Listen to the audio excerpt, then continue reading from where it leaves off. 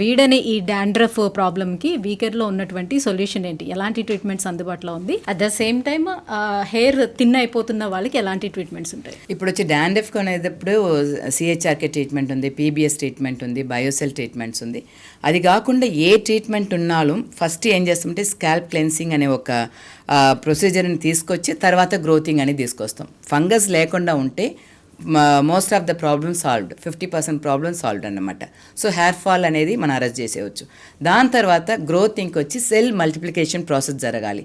దానికి పీబీఎస్ లేకపోతే GFC, PRP, గ్రోత్కి ఈ ట్రీట్మెంట్స్ అని స్టెమ్ జెన్ ప్రో అనేది ఇలాంటి ట్రీట్మెంట్స్, ఎక్సోజోమ్స్ ఇవన్నీ మనం ఇచ్చి గ్రోత్ తీసుకురావచ్చు.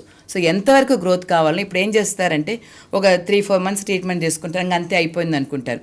బేబీ హ్యాస్ వచ్చి ఉంటాయి, దాని తర్వాత దాన్ని వచ్చి భద్రంగా మనం పెంచుకోవాలంటే ఇప్పుడు ఇంతవరకు నేను ఒక ఆల్మోస్ట్ 10 yearsగా నేను సప్లిమెంట్స్ తీసుకుంటూనే ఉన్నాను. ఎందుకంటే వన్స్ మధ్యలో ఏం చేస్తానంటే 6 months వన్స్ పీబీఎస్ ట్రీట్మెంట్ కూడా తీసుకుంటాను. ఎందుకంటే నిద్ర లేకుండా ఉన్నాం, స్ట్రెస్ మా లైఫ్ స్టైల్ వచ్చి స్ట్రెస్గానే ఉంటుంది. అప్పుడు హెయిర్ ఊడకుండా ఉండాలి, మెయింటెనెన్స్ అన్నమాట. సో మెయింటైన్ చేసుకుంటూ ఉండొచ్చు. సో ఎలాగైనా ఒక వాష్ ప్రోడక్ట్ యూజ్ చేస్తారు, ఒక అప్లికేషన్ ఉంటుంది. ఆ వాష్ ప్రోడక్ట్ వచ్చి పారాబిన్, సల్ఫేట్ ఫ్రీ అయిన ప్రోడక్ట్స్ యూజ్ చేసుకునేది మంచిది.